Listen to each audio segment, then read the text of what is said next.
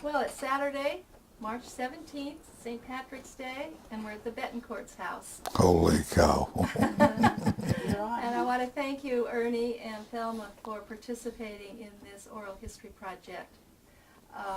We're going to start with Ernie. And Ernie, can you just tell us when and where you were born?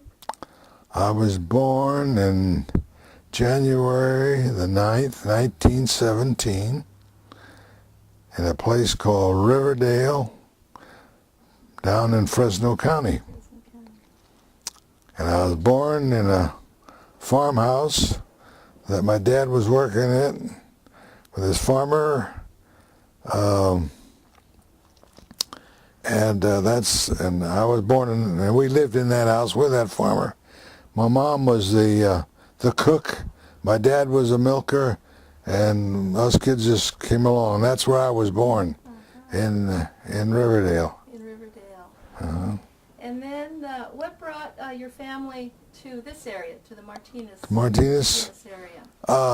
Actually, Shell Oil Company was a place to go to work at that time, and so we moved up from Port Costa, which my dad worked at the granary houses there that housed and cleaned all the wheat and the barley that come in from the Sacramento Valley.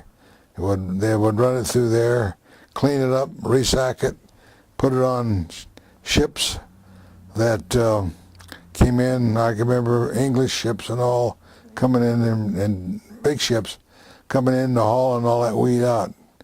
And that's what he did. He worked the warehouse. But that was only a 3-month job because of the wheat season.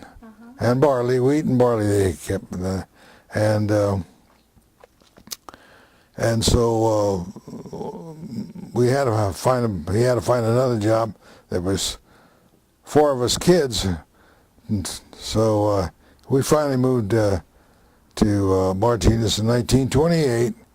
And he went to work for the Shell Oil Company. Shell Oil, right. And so you grew up basically in the Martinez area, right? In Martinez and Port Costa. 6 years. So I spent my first 5 grades in Port Costa Grammar School. Really? Great place. Great place to raise kids. Because if you got in trouble, there was only one street in, one street out in Port Costa. You got in trouble. By the time you got home, your mother and father were waiting for you with that big stick. Well, I can't imagine you have that very often. In the Martinez, when you lived in Martinez, what schools did you attend in Martinez? Well, I came to school in Martinez Elementary in the 6th grade. That was the old grammar school that the boys' club is now occupied. And from there, I went to the old high school on Susanna Street. There was 7th grade there. I spent the 7th grade there, and then on my 8th grade, the junior high school was built, so I spent the 8th and the 9th grade in the Martinez Junior High School. So we were the 2nd class to graduate from that school. And it was a good school, big school, and it was great. Well built. That's why it's standing there today. Yeah. And then you went to Alhambra. And then I went to Alhambra And what for the next week. graduate? Yeah, 1935. I graduated in 1935. There's not too many of us left. You just had your 90th birthday. Kamala Coroni and Louis Delcini and George Bergman from Port Costa. The only ones that I can think of right offhand that were in my class, boys. There might be some still living, but they're not around the area. People don't seem to leave Martinez. That's my No, they don't. No, it seemed to, between the Shell Oil Company and the Avon refinery out there and the county garage at that time, it took care of quite a bit. And C&H was close. There's a few of my friends went to work for a sugar refinery down at Crockett. So when did you and Thelma get married? When? When? Oh, on August the 2nd, 1942. I was stationed at Chico at the time, and we had our friend Al Fonseca and Dolores Herron at the time, and Thelma and I went up to Nevada City, well, no, not Nevada City, Carson City, to get married. Thelma didn't want to get married in Reno. She wanted to get married in Carson City. So we went up there and got our marriage license and all, went to go to the church, and the preacher wasn't home that day. He had gone to the Lake Tahoe to do some fishing. So we ended up going back to Reno and getting married there in the Methodist church there. And then how many children you had? How many children did you have? One. One child. One. And One name? Bruce. Bruce. Bruce. And then when did you move into this home? When? When? 1951. 1951. And what brought you to Here? this spot? Well, my dad and Ed Gilbert, who was a carpenter, worked for Charlie Marietti and built a lot of houses in the area, especially down there by the high school down there. And Ed Gilbert decided that he was going to get his contractor's license for building houses, which he did. And so I was trying to get Charlie to build me a house, but there were so many people. That was right after the war. There were so many people after him to build houses that he just kept putting this off. And finally my dad says, well, why don't you go see Ed Gilbert, because he just got his license. He can probably build you a house. So we did. We came up there, and the house was right up there on that hill. And we went up there and talked about building the house and showed him the plans and that we had and how much money we could spend. And after we told him that, he says, well, what do you want to start cutting on these plans? we had I think $7,000 in the bank, and that was it. And so he said, well, do you have a lot? And I said, yeah, I have a lot. Charlie Marietti sold me a lot down there off of G Street, which was where I went to high school. I was on G Street. And so I said, but he's never done anything with it. Well, he says, well, how would you like to live down here? And we looked out his kitchen window, and he pointed down here, and there was a great big oak tree across the creek here. And this was the middle half acre, and there was another half acre on either side. And he said, you can have a choice of either one of those acres. So he says, I think you ought to take the one down there by the oak tree. That's the best. And I says, well, isn't it kind of wet down there, Ed, during the winter? And he says, no, you come on up, and when it rains, and we'll go down and take a look, which we did. And he came down, and he wanted to show me where the creek was, because it was had a lot of brush and wild roses down there, and he was clearing the path with a shovel to get down to see the creek, and we ran into a quail nest with all the eggs in it, and also we quit there. We didn't go down complete down at the creek. So we came back up, and he decided he could do it, and I think we were about Ed's third or fourth house that he built. He built the Hannah house out there, and that was one he built before us, and then us, and that was started in February, and we ended up in August here, living in August. And you've been here ever since? Been here ever since. And the big oak tree has since fallen. We can talk about that later, maybe. Yeah. Let me just go back and what kind of work did you do, Ernie? I was a lab inspector for, at that time it was Associated Oil Company. And then I went to Tidewater Oil Company, and then Getty Oil Company, and then Lion Oil Company came in here, and then the last one I worked for was Tosco.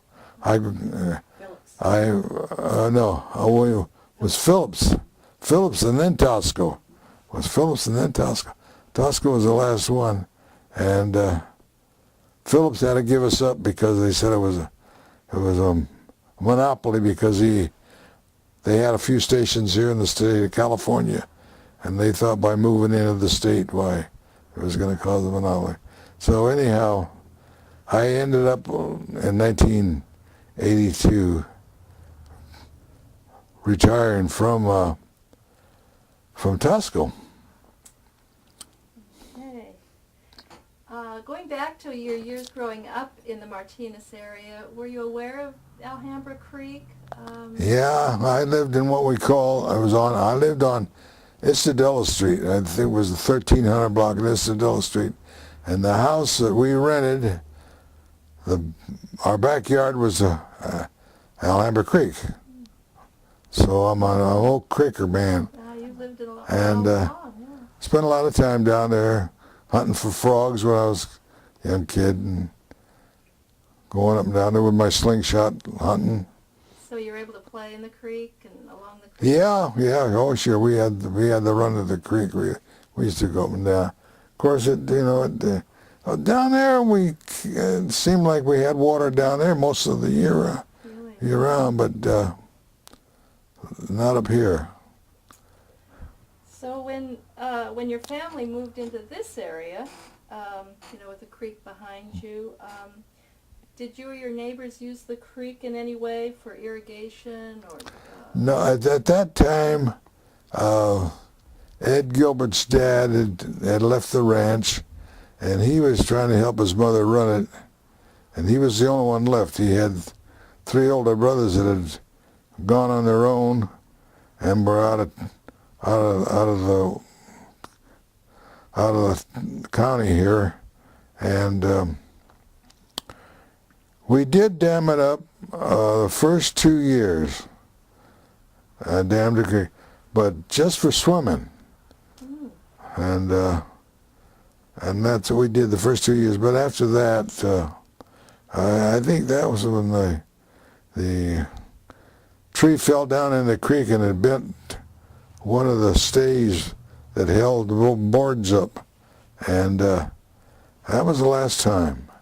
It was just 2 years that I can remember. Ed Gilbert his dad used to pump the water out into the pear orchards, and that's what they used to do. But Ed never did that. He was running his contracting business and trying to help his mother run her ranch out there. And no, that was the only time. But they did dam it up above because they used to shut our water off by damming their water up there. It would cut us down in little or nothing during the summer months. So did you get water from the creek? Never did. I dug a well, never got any water. But no, we never did pump out of the creek. I see. Can you kind of describe the creek when you first moved here? What it was like behind your house? Well, Area? I'll tell you what it was mostly poison oak. And I got in there and grubbed it out. And I was real allergic to poison oak, but I did it in about 2 years' time. I finally got most of it out, and there's still some down there, and every once in a while I'll spray it a little bit, but not much. Mostly poison oak and wild roses. A lot of wild roses were growing in there. Of course, the oak trees were always there, and the dam was there, and all the rock that was holding the dam together, and it was, and all we did was plant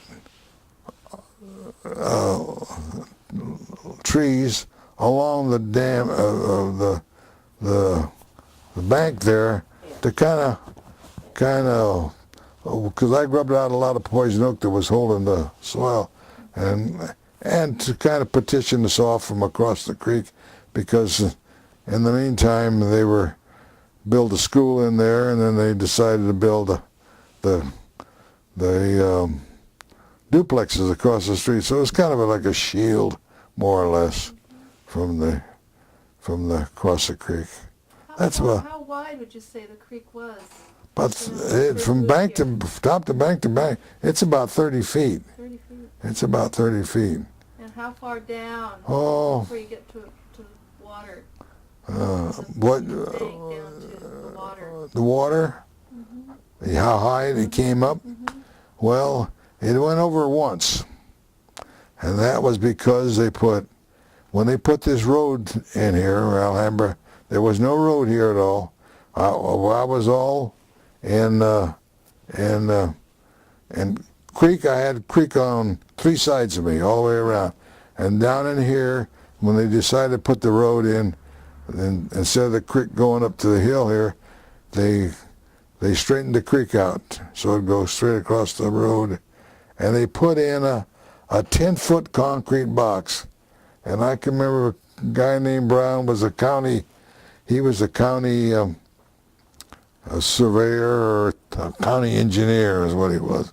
And when he put that 10-foot box in there, I said, "Hey, Brown, that water's going to go on a good rain." He said, "Oh no," he says, "that 10-foot box will hold all the water that creek holds." And I looked at a 30-foot creek and a 10-foot box in the middle of it, and I knew when it finally did go over. And when it did go over, what year was that, baby? 1950? In the 50s anyway. And when the water came up, it just bubbled up over the road, went down Kim Court and down to Truett Avenue, and just ran down in there. And I can remember one of the people we knew down there called up and wanted to know if there was a creek tree that was damming the creek, and I says, "No, it's just plain old water that it can't hold." And it just went down there. It flooded. George Fonseca, he was so bad there, he opened up his garage door and let it go through the whole garage so it wouldn't tear up his garage. Yeah, that was the only time, really. We've seen it pretty high at times, but most of the time, over the period of years, never worried about it going over. We're higher on this side than they are on the other side, so we never worried about it. So if the water would flow down, but no, we never did really have any trouble with the water itself, as far as we're concerned. People down below did, down all through Kim Court and all down through Higg Road and all that. They all got pretty wet that one year. But that was the only year that it actually went over the top. But it's been pretty high. You mentioned weirs yesterday when we were talking. Can you tell where the weirs, am I saying that right? Where the weirs were that kind of dammed it along the creek? Where were they located? The weirs? Mm-hmm. Well, we have one here. And there's one up there, 2 up above us. That the 3 cc's, I would say between 1930 and 32, 30 in there, they had they bought the C's in, 3 C's in there during the Depression to help them support their family, and they housed them at a place called Clyde out here, in a big Clyde hotel. At one time, that hotel was a going concern. It was a hotel and had a big dance floor and all, and it was on Saturday nights they had the big bands come in and all, and so that's what. But in the meantime, the big band area was practically gone then, and they housed the 3 C's.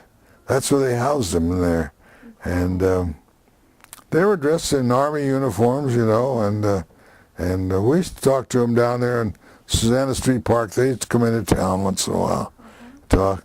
And they're the ones that built these rocks. From what I gathered, the farmers paid for the rock, and the 3 Cs built the dam. But they were strictly for irrigating the valley, because this valley is dry. It's dry. You dig all kinds of holes out through that valley, and you'll get very little water. Very little water. All right. What about problems with the creek? Besides the occasional flooding, have you ever noticed trash? Yeah, well, trash? Erosion? Well, we had erosion down here on the other side of the dam, and it was between, our property was part of it, and the city was part of it. And so we got a hold of the city and told them what the problem was, and they finally they went to work on it, but it took them 5 years to really patch it up. And I can remember it's just a bunch of rock, all encaged in stainless steel wire mesh. It's all in there, and they had to get special rock in there because of the environmentalists wanted them, because of the red-legged frogs and the rest of the critters that live down there. And like I told you before, I'm yet to see that red-legged frog. If I see him, I'm going to capture him and tame him. Haven't seen him yet. Haven't seen him yet. Seen a lot of raccoons and skunks, but no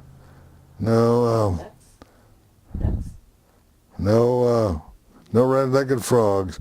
And any other wildlife? You see any other wildlife there? oh yeah, we had until they built it. We had deer used to come down every year.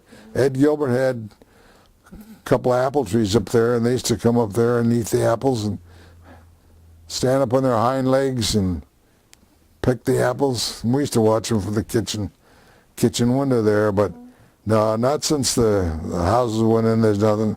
We had the little kit foxes right down there. They used to come down at night, and I don't know what they'd do. I don't know where they were living, but they're living. I think they were living up towards the hill a little bit. They had places up there. Quail. And kit foxes, quail. We had quail, dove, and lots of robins we had berries in there all along there. And every winter they'd come down in February or January, February. They'd come and feast on the pyracantha berries. Right. Now that the area has grown up, you have houses, on the south side of you. Has that affected the wildlife, do you think? Oh yeah, I think so. Yeah, we even had I remember one year, it was during the winter, when it would rain real hard, they'd come down. There's a couple of big bay leaf laurel trees just on the other side of us, and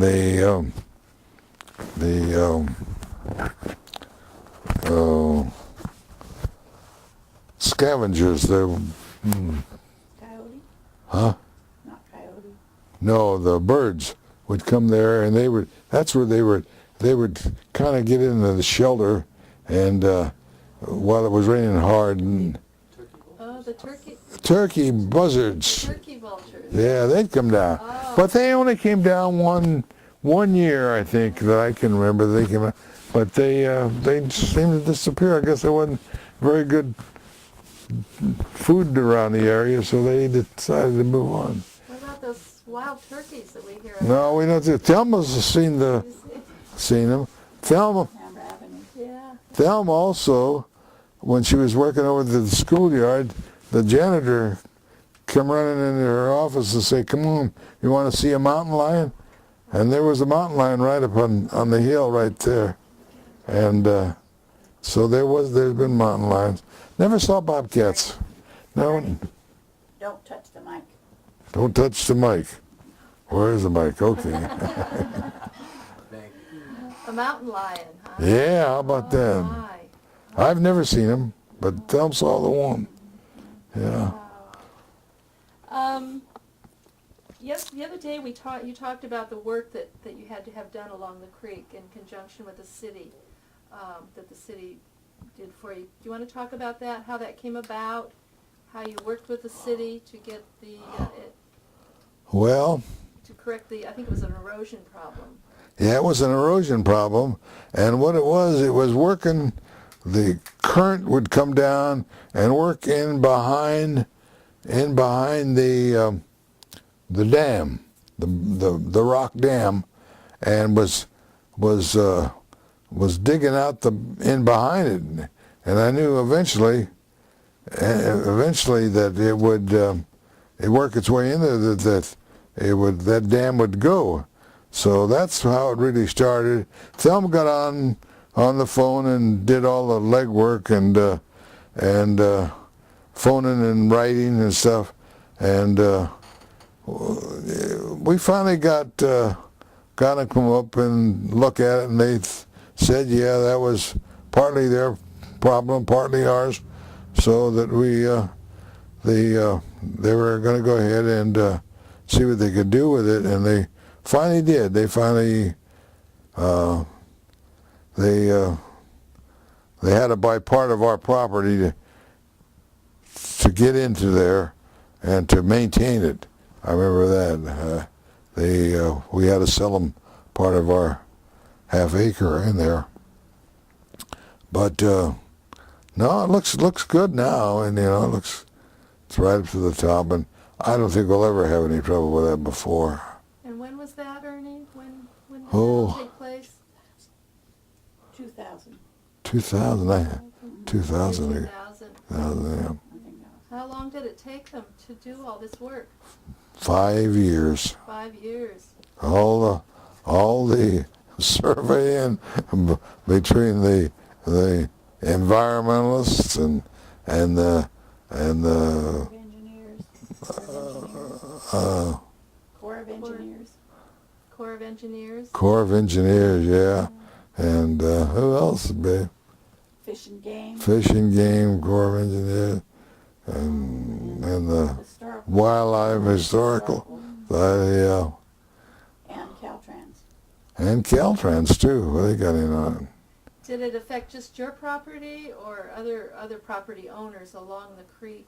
No, I was the only one. We were the only one. Across the creek, that guy's got a problem there. He's losing lots of soil when it rains hard. When you have a good rain, and he's got tarps there, but plaques is tarp, but that's not the solution at all. They're going to have to do something there. No, we've been pretty good. Ours is pretty good. We got a turn right there where the water comes in and all, and we got a big oak tree there with a lot of roots that keep it going. Mm-hmm. You had an oak tree come down, didn't you? Yeah, we lost about a third of that oak tree. When did that happen? Oh, 3 years ago. 3 years ago. 3 What years. happened? Well, I went out there and walked out in the backyard, and here's this big God. It was at least 3 feet across. Part of the tree, it grew like this oak tree grew in like three parts, and the part that was closest to the creek had fallen once before, and it had hollowed out part of the trunk. Well, this was right next to it, so I guess it weakened that. So, it might have been a rainy day too. I think the rain probably helped it. And as it grew out, it was putting more leverage on that branch, so it went, and the squirrels were using it for a freeway to go across the creek. They could get across the water. What happened? How'd you get it out of there? Well,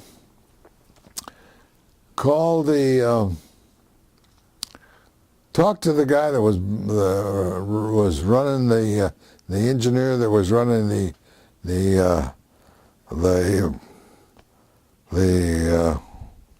housing project up here that they had going, and asked them if they could think they could get it out of that creek. And he says, yeah, they could. So then I called a hold of the guy from the city that was in charge of all the creeks and streets and all.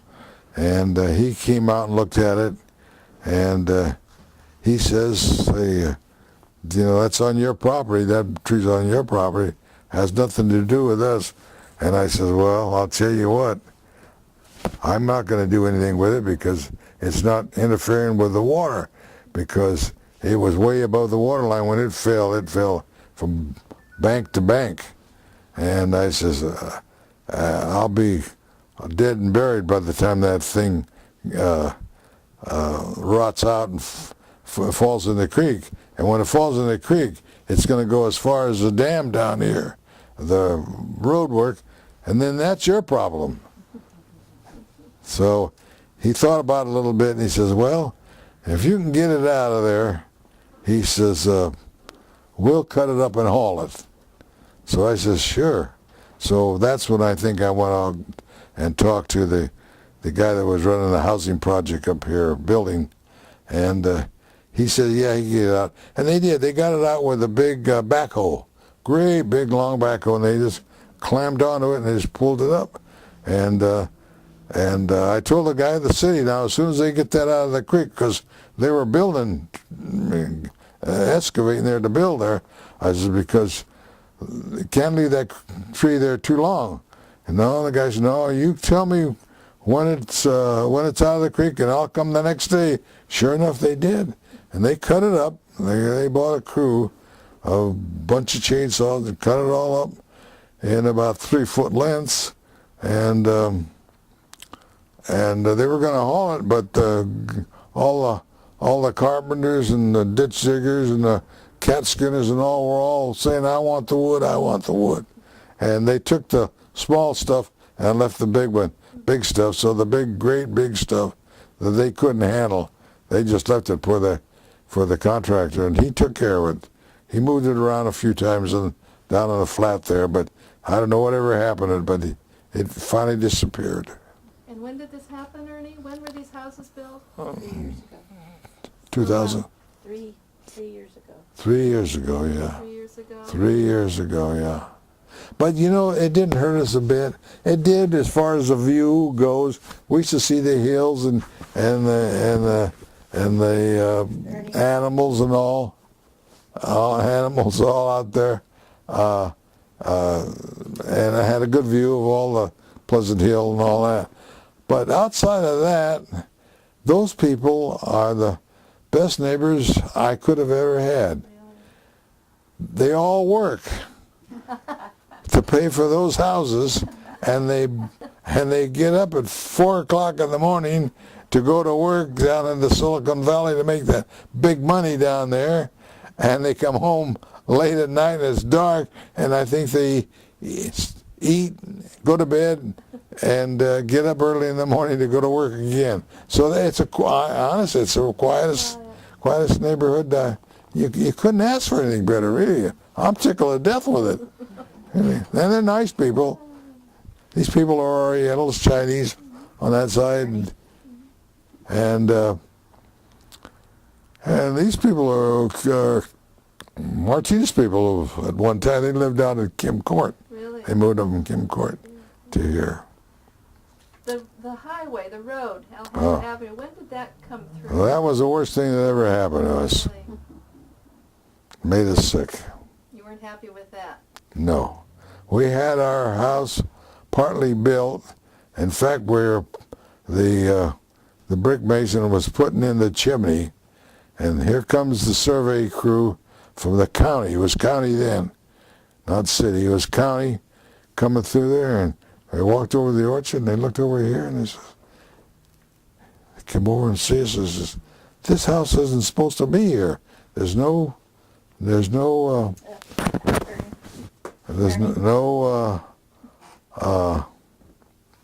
map doesn't show us any sign of a house here at all. And I says, well, it's built in a farm, and you're allowed to build a house in a farm without any Permits. permits. So that's why you never got the word that there was building a house here.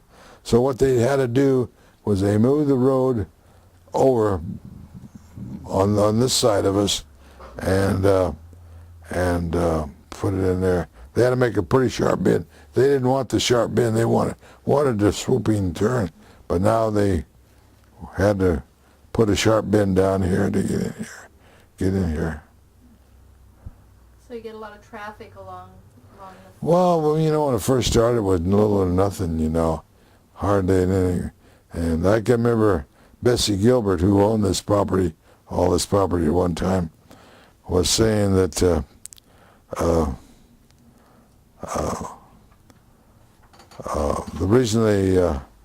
reason Martinez wanted to run that road right out here would be a better road to go to Concord and Walnut Creek I'm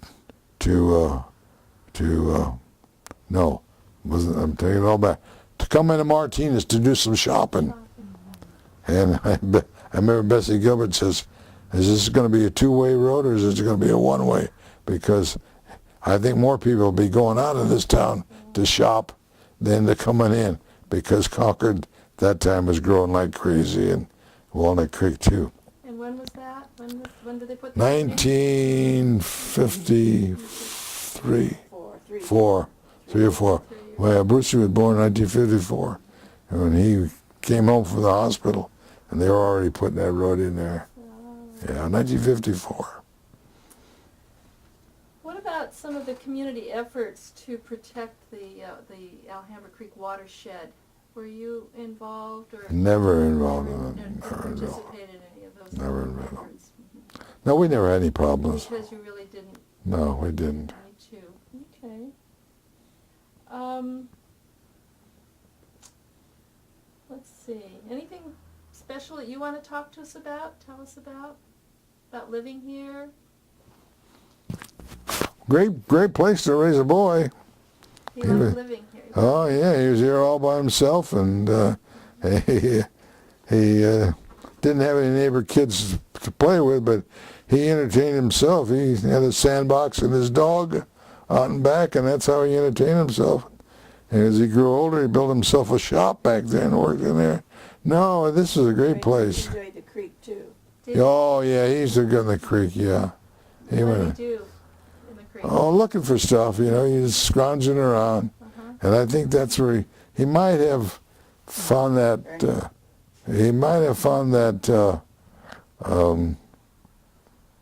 rock out there where the Indians used to grind their corn or whatever they did out there. But he was like me, he was allergic to poison oak, and he got it real bad twice, and then after that I think he kind of stayed away from that creek. But he'd go up the creek looking for stuff and looking around. He was kind of an explorer. Swim in the creek? Did you swim? Hmm? Did you swim in the creek? And he did swim? No. No. He was, Thelm swam in the creek. It was, Yeah. he was after we didn't dam it anymore. Oh, I see. Yeah, oh no, we just dammed the first 2 years. So he was born in 54 and we were in 51. So he was... But he enjoyed the pollywogs. Yeah. Well, anything else, Ernie, that you want to tell us about? About the creek, or living here, or living in Martinez? Oh, living in Martinez is a great place. It's a great place, yeah. Not really. Have you seen a lot of change? Oh, sure we did, yeah. Not as much as Concord, though. We had a bigger population in 1940, 41, and there's some, than Concord did. I think we were like 4,700. That was within the city limits, and Concord was like 46 or 45. They were close, but we had more people than Concord. And after the war, you can see what happened, and everything went Well, not that way. Martinez wasn't a very good place to build because of the kind of the hills.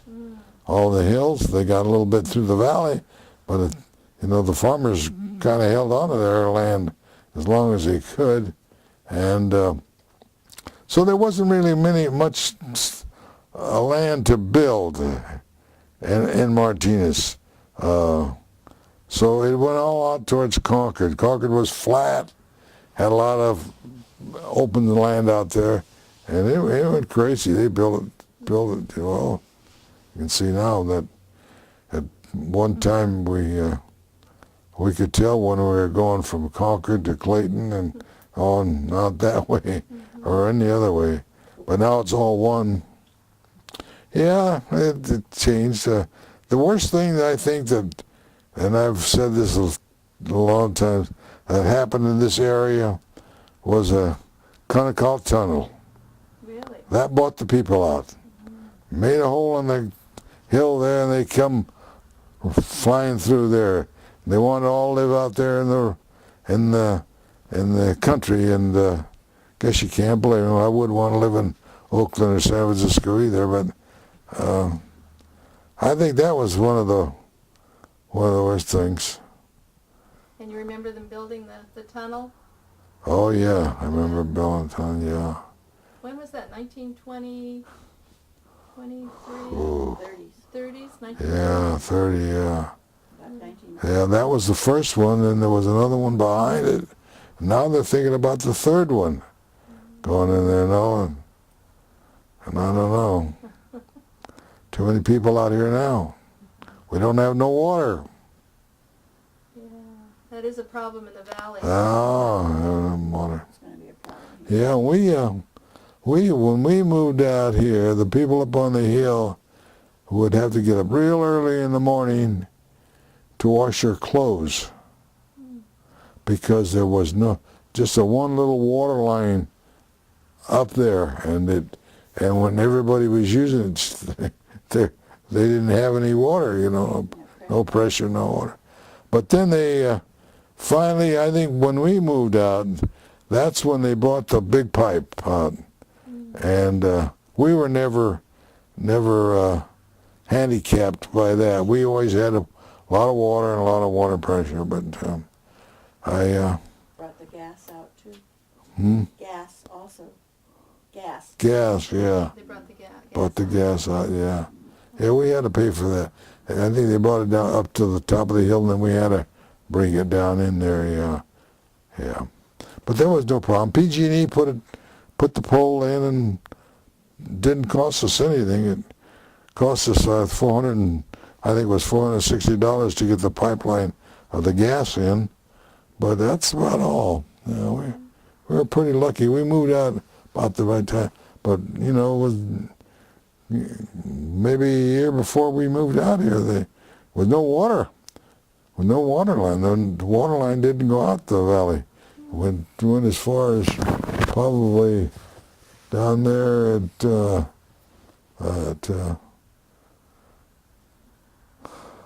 House?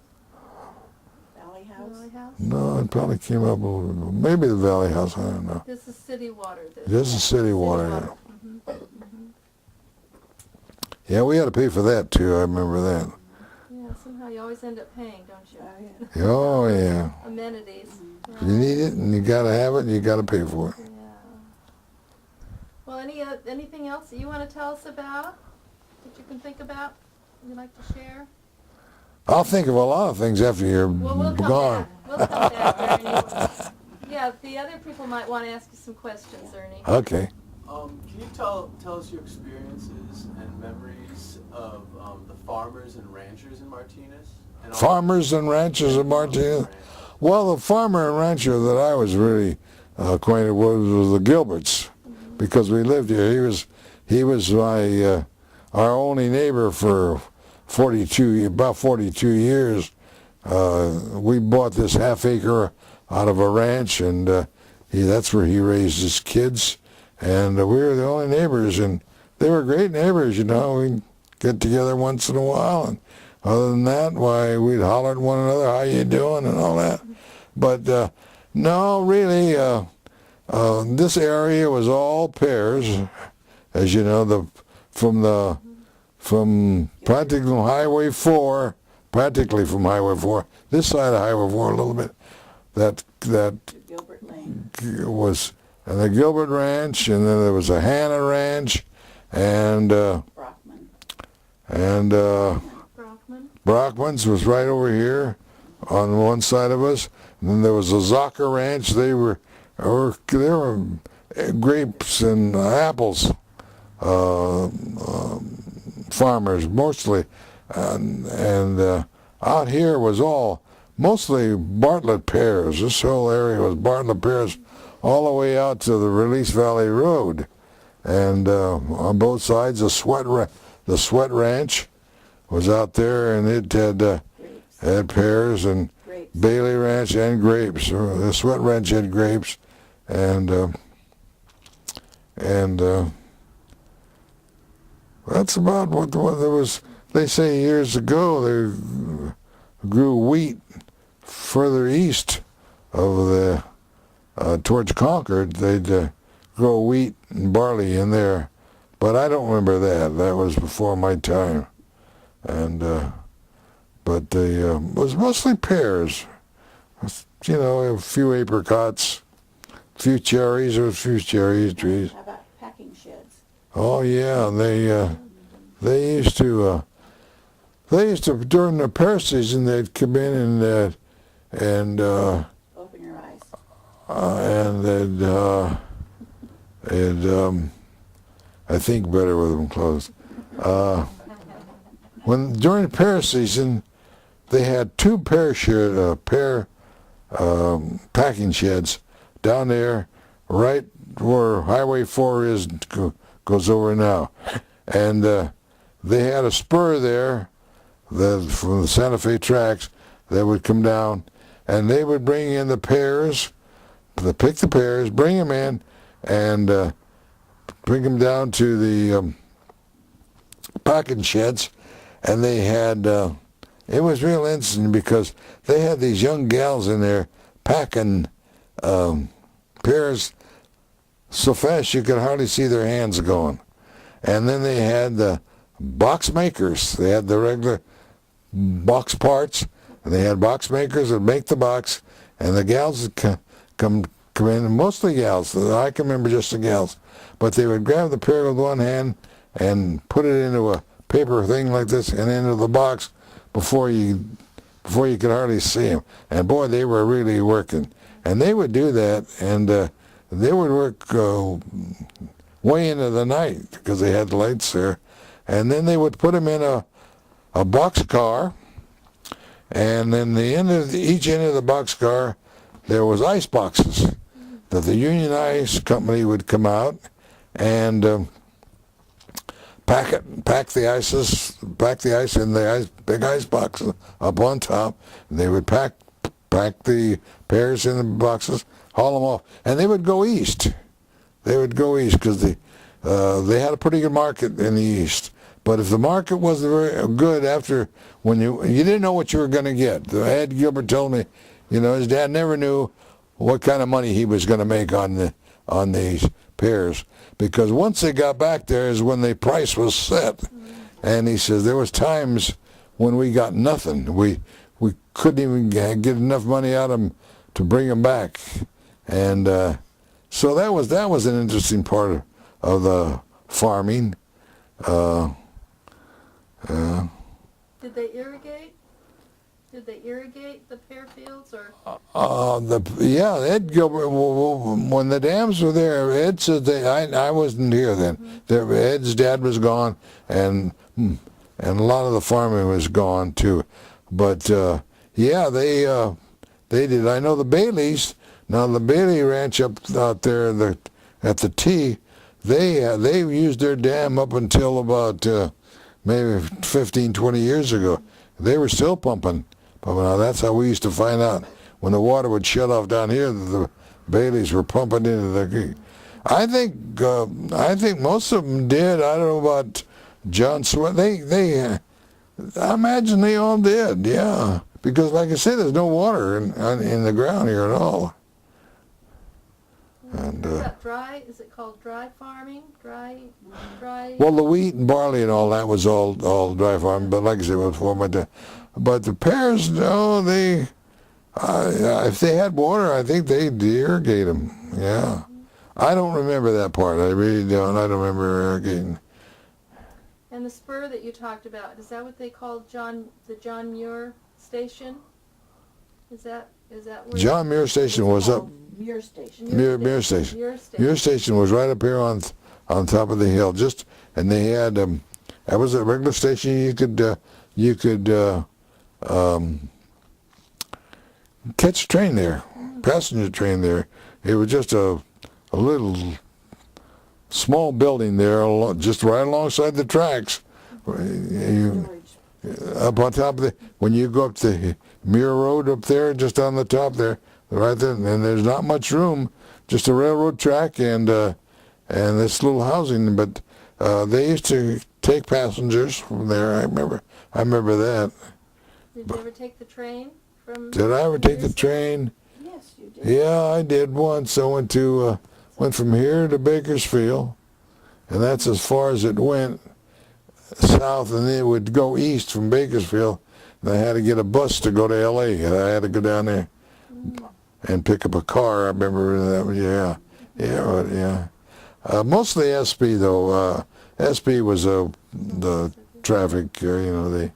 They had commuter trains years ago too, and gone for the people that worked out even at Avon. There was a commuter train out there, but Santa Fe was mostly freight. It was mostly freight. There wasn't too much on passengers that I can remember. What experiences and memories do you have about the Martinez fishing community? About fishing? Yeah, the people who used to fish Fish the bay? Portuguese. Yeah, all my friends their dads were all fishermen, and there was a lot of them that would. I'll tell you about Mitch Costanza. He was one of my classmates. He used to tan nets.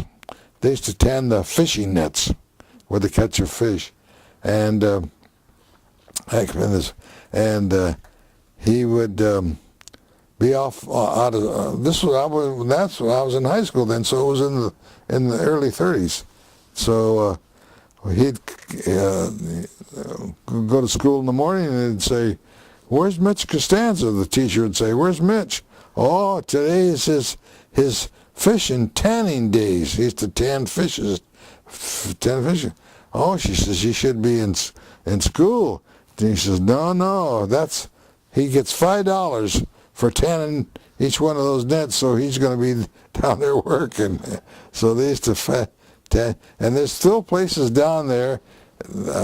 Just lately, I just ran across it. I don't know how we were down there. Somebody pointed it out to us, or maybe it was through Gruerty and his programs, that they have the concrete things down there that they tan the fish in.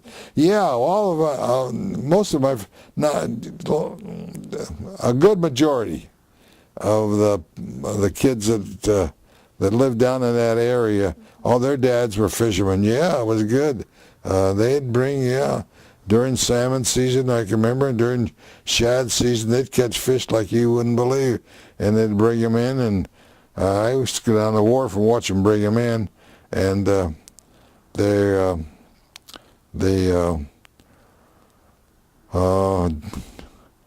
Joe Sparacino's dad, he was a kind of a buyer for the fish, kind of a wholesaler, and they would weigh him and write down how much money they were getting and all that. Yeah, they used to fish. They'd go out at night and string the nets, and then come to school the next morning. And they'd fish during the night and go through the morning. They'd sleep out there in the boats, because those little boats, I don't know, did you ever seen one of those little boats? They were really pretty handy little boats. You could cook in there, you could sleep in there, and not comfortably, of course. But they would do it. They'd go out there and they'd string the nets out on a certain tide, either incoming tide, or outgoing tide, which I never figured out. And they would lay their nets out there and lay them out there for a few hours, and then they would bring them up. And it was all by hand. This is all handwork, bringing them in. And I can remember some of these kids had arms a lot more like this, and it was time to climb the rope, a big 2-inch rope in gym class, and those guys would be like monkeys. They'd go right up. Most of us would shimmy up that tree, up that rope together. But those kids, they were hand over hand going over. And now I'm thinking about it. That's where they got their arms, was pulling those nets. Yeah. That's why they were good athletes. Yeah, they must have made a pretty good living. Good enough living. Nobody made a good living working in those days. But then they'd go to Alaska. They'd go to Alaska every year. And that's, if they had a good season up in Alaska, they'd come down with like $5,000. And that was a lot of money. And so that would keep them over, yeah. And they'd do some Alaska fishing. They didn't take their boats up there. They didn't have the boats for up there. What they did, they were just hired out to fish up there, and I guess they got paid by the weight of the fish. And so in some, I remember some of the guys coming back said, God, we had so many fish in there. The water was coming in the boat. We had so many fish in there. The weight weighted the boat down so much, the waves were coming in. And so if they had a good year there, and if they had a good year here too, the shad was one of them, and salmon. That's the only two fish that I can remember them. Not bass. No, bass was a game fish. They couldn't fish them. I don't think they couldn't. I don't think they could keep the bass. Maybe they could. I don't know. You remember the cannery, the Costanza? Costanza Cannery, yeah, yeah. They operated that for quite a few years. That was the Costanza brothers. Yeah, well, was there 5? Did you say there was 5 brothers? Yeah, and they were. Most of them they had store. They had a Costanza store down there that had a butcher shop and groceries, and so one of the brothers was a bookkeeper or accountant or something, and most of them were working in the cannery business. Yeah, Leo, I remember, was one, and Horace's dad. Well, they worked the canneries. I never worked the canneries because actually the canneries came after the fishing was out. That's where they started in on the cannery. When they stopped fishing in the bay here, they canned tomatoes after that, right? They canned tomatoes, and I can remember when they'd get these sardines from Monterey, put them in a ship, come up here, and they would turn them into fertilizer out here by Ozil. You know where Ozil is out there in the bay? And the prevailing winds would always blow to the east, from the west to the east. And boy, I'm telling you, that smell was terrible. Then they finally, I think, complained long enough that they finally moved them out of there. They finally moved those ships. But undoubtedly they had been moved out of other places by the time they got to Ozil out there in Martinez. Yeah. Yeah. Any other questions, Brett? Do you have any other? No? Jamie? Well, there was one project, the Army Corps of Engineers supposedly came in and was talking about straightening the creek from around the T down through here. We've heard all kinds of rumors about that creek. They were gonna tunnel that creek. They were gonna tunnel the creek from right here all the way down to the bay. They were gonna just. Cement it. No, they weren't. No, they weren't gonna. They weren't. They were gonna go down Alhambra Avenue with a creek, at one time, Yeah, and cement it in. Cement it in. And just do away with this part of the creek right from here. I think it was from this, pretty close to this area. Here, run it down. But no, Did you think that was a good idea, or? did I think it was a good idea? Not really. I like the Alhambra Creek just like it is. Good. Okay. It's a great place.